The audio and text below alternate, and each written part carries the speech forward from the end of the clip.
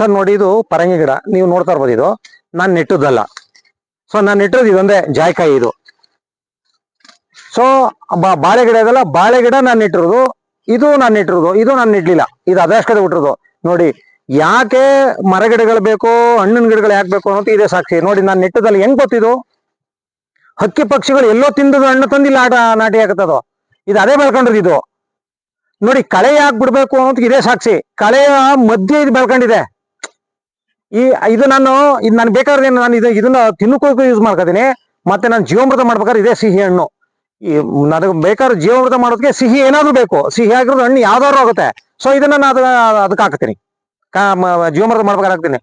ನನ್ನ ವ್ಯವಸಾಯದ ಮೂಲ ಜೀವಾಮೃತನೇ ಮೇಜರು. ಜೀವಾಮೃತ ನನ್ನ ಹತ್ರ ಲಭ್ಯತೆ ಇಲ್ಲದಾಗ, ಅಂದ್ರೆ ಸಗಣಿ ಮತ್ತೆ ಗಂಜಲ ಲಭ್ಯತೆ ಇಲ್ಲದಾಗ ವೇಸ್ಟ್ ಕಂಪೋಸರ್ ಮತ್ತೆ ಗೋಕೃಪಾಮೃತ ಯೂಸ್ ಮಾಡ್ತೀನಿ. ಅದಿಲ್ಲ ಅಂದ್ರೆ ಇದೇ ಮೇಜರು, ನನ್ನ ಜೀವಾಮೃತನೇ ಮೇಜರು. ಸೊ ಈಗ ಹಣ್ಣು ಬೆಳ್ತಾ ಇದೆಯಲ್ಲ, ಹಣ್ಣು ಸಿಕ್ತಾಗ ಬೆಲ್ಲದ ಬದಲು ಇದನ್ನು ಯೂಸ್ ಮಾಡ್ಬೋದು.